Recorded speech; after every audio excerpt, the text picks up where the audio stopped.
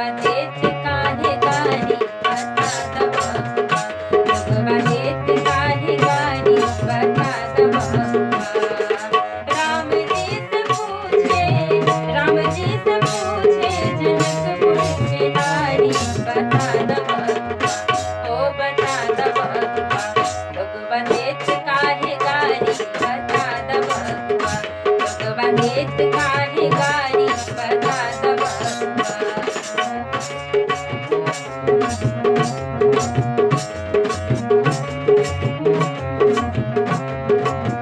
कोहरा से पूछूं मैं हे धनुषधारी कोहरा से पूछूं मैं हे धनुषधारी एक भाई गोर का है एक भाई गोर का है एक कालिकारी बता भगवा ओ बता भगवा लोगवा देश काहे गारी बता भगवा लोगवा देश काहे गारी बता भगवा राम जी से पूछे जनकपुर के नारी बता भगवा ओ बता भगवा लोगवा देश काहे गारी बता भगवा लोगवा देश काहे गारी बता भगवा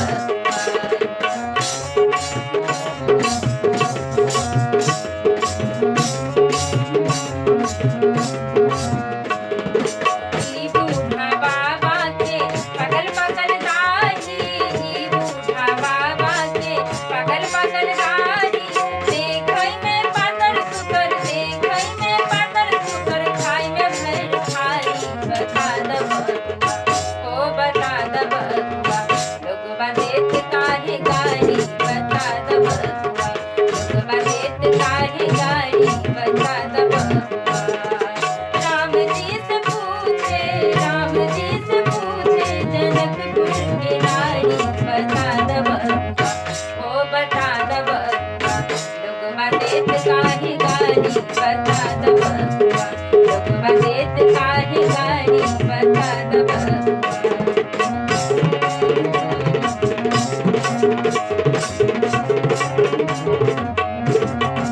राजा दशरथ जी कैलन होशियारी राजा दशरथ जी कैलन होशियारी एकटा मरद पर तीन गो नारी बता भगवा ओ बता भगवा लोगवा देश काहे गारी बता भगवा लोगवा देश काहे गारी बता भगवा राम जी से पूछे जनकपुर के नारी बता भगवा हो बता भगवा लोगवा देश काहे गारी बता भगवा लोगवा देश काहे गारी बता भगवा लोगवा देश काहे गारी बता